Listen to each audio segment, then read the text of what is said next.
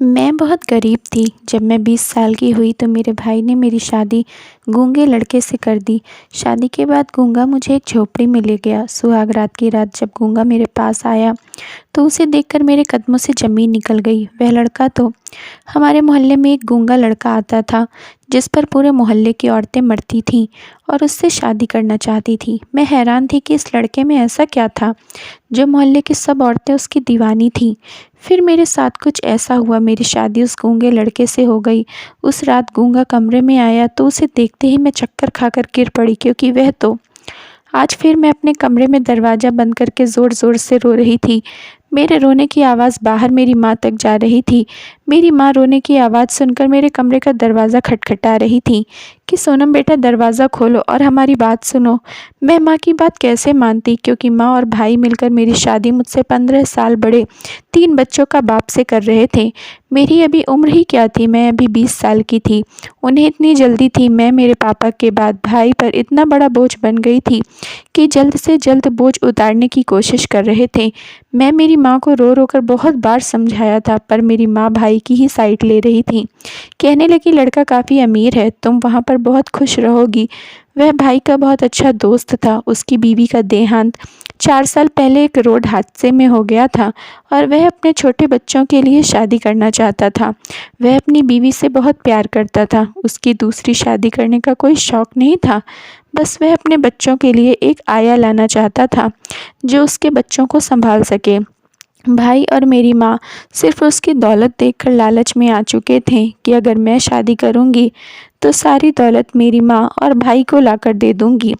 मैं ऐसी लड़की बिल्कुल भी नहीं थी। मुझ में पैसे का ज़रा लालच नहीं था।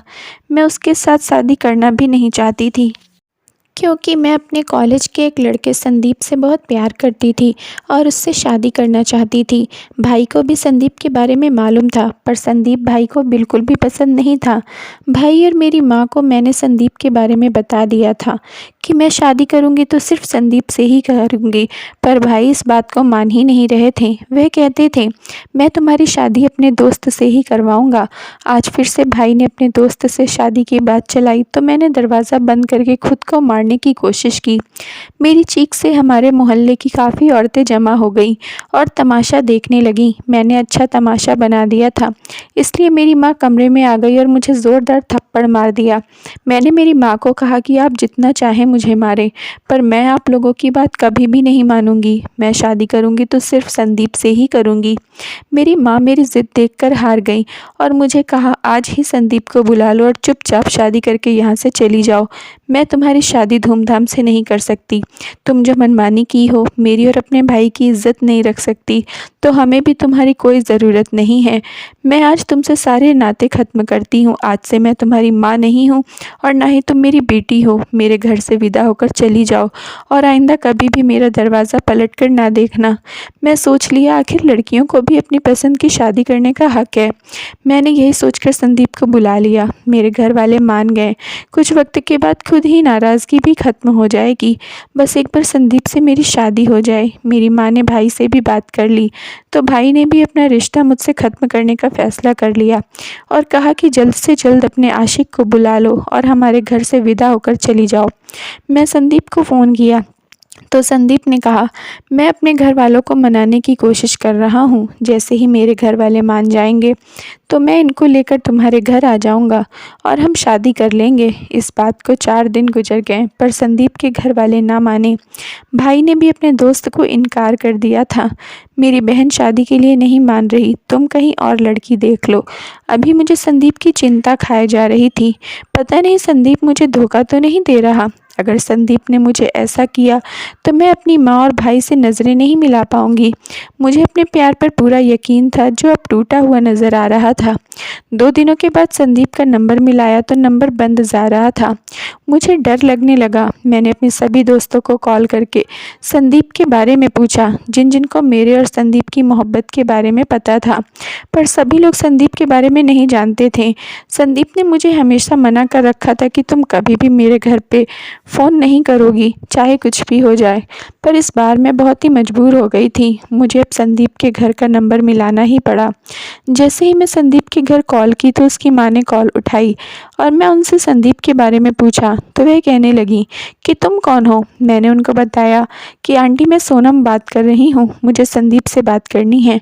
उसने मुझे बताया कि बेटा संदीप 2-3 दिन पहले मुंबई के लिए यहाँ से निकल गया था और आज उसकी अमेरिका की फ़्लाइट थी, वह तो जा चुका होगा।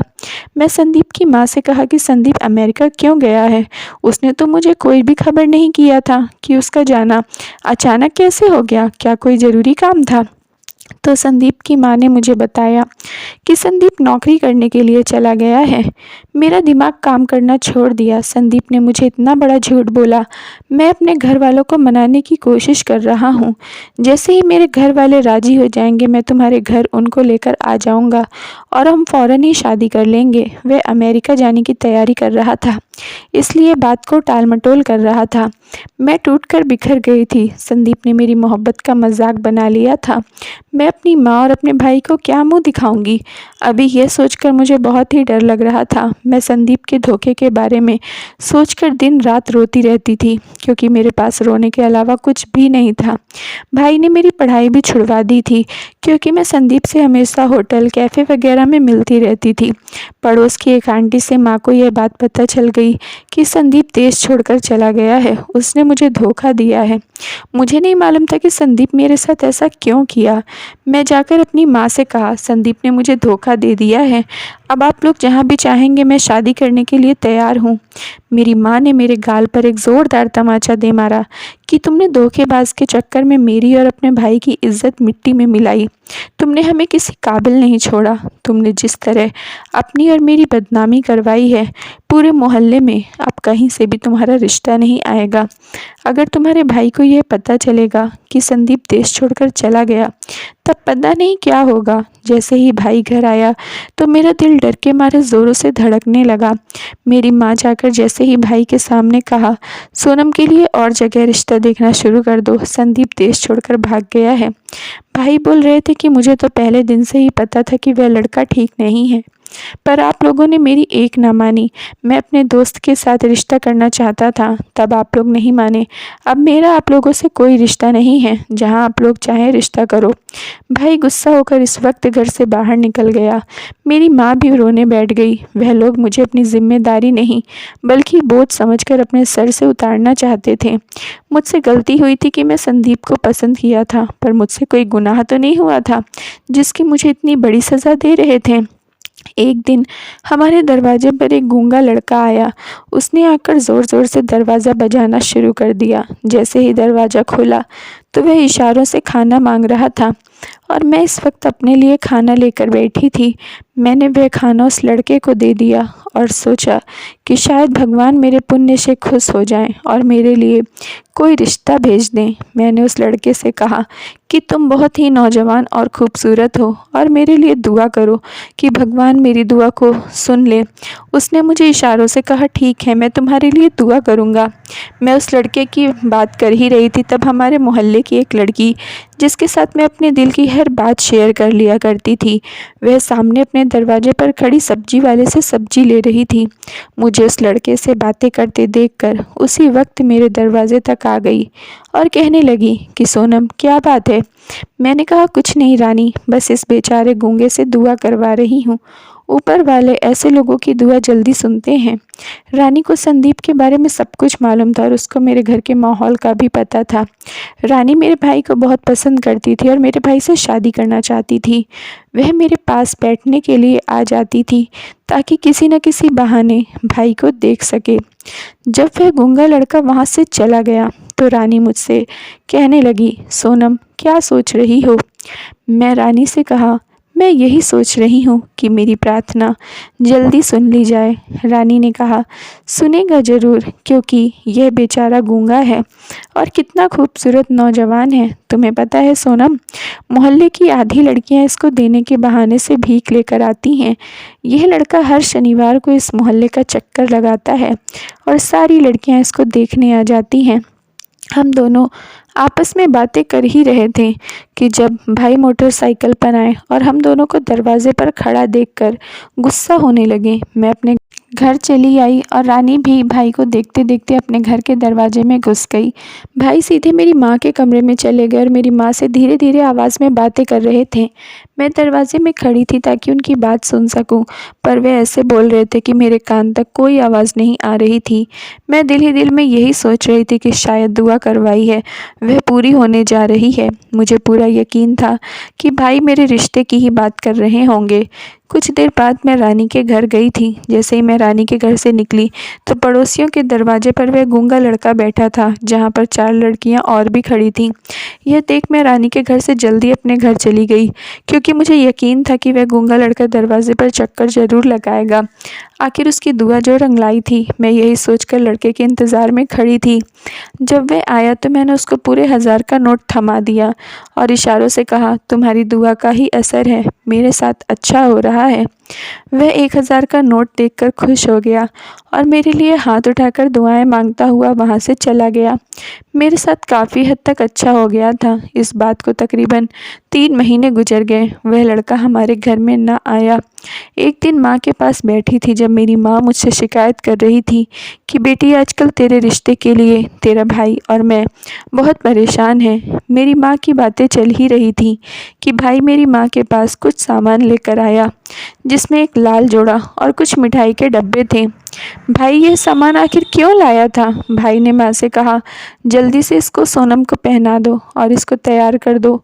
मैं लड़का देख लिया है। माँ ने कहा, अच्छा बेटा, मैं अभी इसको तैयार करती हूँ। वह लड़का मान गया। चलो शुक्र है। माँ ने मुझे कहा, बेटा यह लो, जल्दी से पहन लो। मेरी शादी किसके साथ होने जा रही थी मुझे कुछ नहीं मालूम था। सब कुछ पूछने का हक मैं खो चुकी थी। मैंने तो अभी यह सोच लिया था कि अब जिसके साथ भी भाई मेरी शादी करेगा चुपचाप कर लूँगी। भाई मेरी शादी एकदम सादे तरीके से करने वाला था। ना बाजा था, ना मेहमान थे। मेरी माँ और भाई बहुत ही खुश थे, इसलिए मुझे लगा शायद इस बार पहले से भी ज़्यादा अच्छा रिश्ता भाई मेरे लिए लाए होंगे। थोड़ी देर में वे लोग हमारे घर में आए तो भाई ने उन्हें बैठने को कहा, फिर चाय और खाने को कुछ दिया, क्योंकि वह लोग ज़्यादा नहीं, बस 10 लोग ही थे। जिसके बाद भाई और मेरी माँ मुझे उनके सामने ले गए, जहाँ पर मेरा होने वाला पति और बाकी मेहमान बैठे हुए थे। हमें बस पंडित का इंतज़ार था। मैंने एक नज़र भी उठाकर अपने होने वाले पति को नहीं देखा था, क्योंकि जैसा भी था मुझे मंजूर था। संदीप के धोखे के बाद मैं अपनी माँ और अपने भाई को किसी के लिए भी मना करने के बारे में सोच भी नहीं सकती थी। मेरी शादी हो रही थी, उस समय मुझे संदीप की बहुत याद आई थी। शादी हो जाने के बाद सारे लोग वहाँ से चले गए, सिवाय मेरे पति के। कुछ देर के बाद माँ ने मुझे गले लगाकर सिर्फ इतना ही कहा, बेटी मैं तुम्हारे साथ अच्छा नहीं किया था। मैं माँ को कहा कि माँ, आपकी कोई गलती नहीं है, सब मेरी अपनी ही गलती की सज़ा भुगत रही हूँ। आपको माफ़ी मांगने की ज़रूरत नहीं है। कुछ ही देर में भाई ने मुझे और मेरे पति को एक गाड़ी में बिठा दिया और गाड़ी चलने लगी।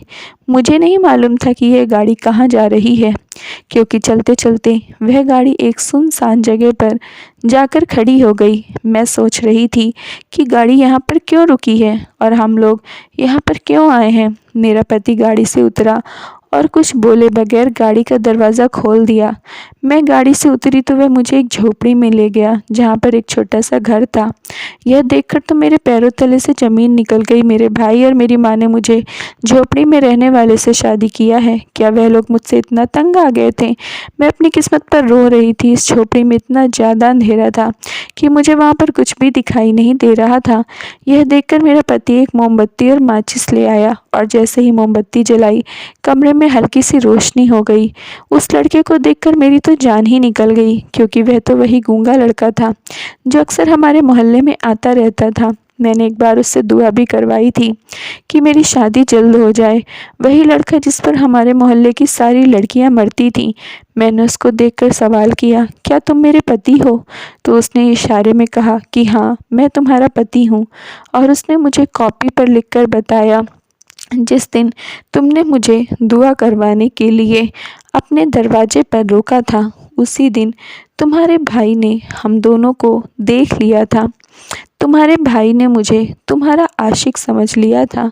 उसने तुम्हें तो कुछ ना बोला, पर मुझे बहुत ज़्यादा मारा और कहने लगा कि तुम्हारी हिम्मत कैसे हुई हमारे दरवाजे तक आने की। मैंने उसको लाख समझाने की कोशिश की, मैं तुम्हारा आशिक नहीं हूँ, लेकिन उसको यकीन ना आया। वह देखकर यही समझा मैं तुम्हारा आशिक हूँ और भेष बदल कर तुमसे ही बात करने आया हूँ। उसने मुझसे कहा कि तुम मेरी बहन से शादी कर लो। मैंने कहा मैं शादी नहीं कर सकता, तुम अपनी बहन की ज़िंदगी बर्बाद मत करो। तो कहने लगा अगर तुमने मेरी बहन से शादी ना की तो मैं तुम्हें और अपनी बहन दोनों को ही मार दूंगा। मैं सिर्फ तुम्हारी जान बचाने के लिए तुमसे शादी की। मैंने अपने पति का शुक्रिया अदा किया कि उसे मेरी जान बचाने की खातिर मुझसे शादी कर लिया और मेरे बारे में इतना सोचा। इसके बाद उस लड़के को ही मैंने अपना सब कुछ समझ लिया था।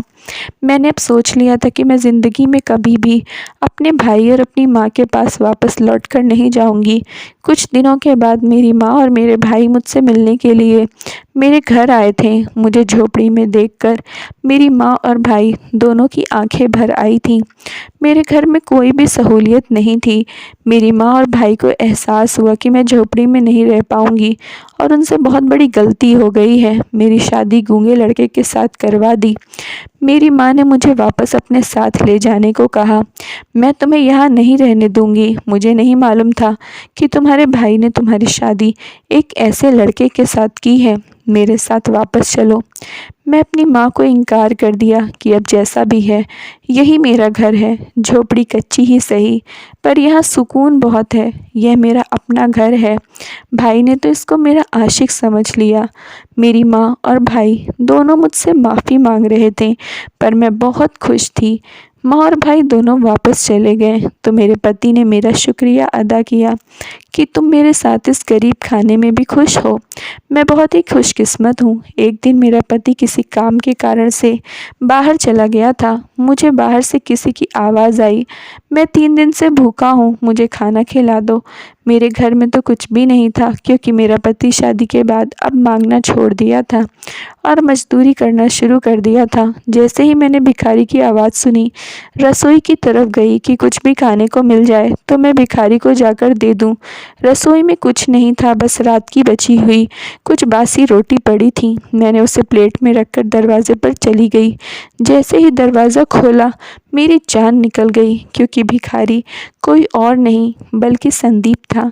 संदीप को इस तरह देखकर मैं हैरान हो गई। संदीप ने मुझे देखा तो उसकी आंखों से आंसू निकल आए और वह मेरे पैरों पर गिर पड़ा। वह मुझसे माफ़ी मांग रहा था कि सोनम, मुझे माफ़ कर दो, मैं तुम्हारा गुनहगार हूँ। तुम्हारे साथ धोखा करने के बाद ही मैं ऐसा हो गया हूँ। मैं संदीप की कोई भी बात सुनना नहीं चाहती थी कि मैं उसके मुंह पर दरवाज़ा बंद कर लिया और अपने घर के अंदर आ गई। वह कह रहा था, मुझे माफ़ कर दो, जब तक तुम मुझे माफ़ नहीं करोगी मैं यहाँ से नहीं जाऊँगा। इतनी देर में मेरा पति आ गया। उसने संदीप को दरवाजे पर देखकर उससे सवाल किया कि कौन हो भाई, क्यों हमारे दरवाजे पर बैठे हो। संदीप ने सब मेरे पति को बता दिया कि मैं सोनम से माफ़ी मांगना चाहता हूँ। मेरे पति घर में आ गए और मुझसे पूछने लगा कि यह लड़का कौन है। मैंने सब कुछ अपने पति को सच सच बता दिया कि यह वही लड़का है जिसकी वजह से मेरी ज़िंदगी बर्बाद हो गई है। मैं इसको कभी भी माफ़ नहीं करूँगी। मेरे पति ने मुझे कहा कि तुम्हें संदीप को माफ़ कर देना चाहिए, क्योंकि अगर संदीप इस तरह ना करता तो शायद हम कभी भी एक ना हो पाते। अगर तुम्हारे दिल में मेरे लिए थोड़ी भी जगह है तो तुम्हें संदीप को माफ़ कर देना चाहिए। मैं अपने पति के कहने पर संदीप को माफ़ कर दिया और संदीप वहाँ से चला गया। इसके बाद मैं अपने पति के साथ बहुत ही खुशी ज़िंदगी गुजारने लगी। थैंक यू फ्रेंड्स, आशा करती हूँ आप लोगों को स्टोरी पसंद आई होगी। प्लीज़ लाइक कर दीजिए और चैनल को सब्सक्राइब कर लीजिए।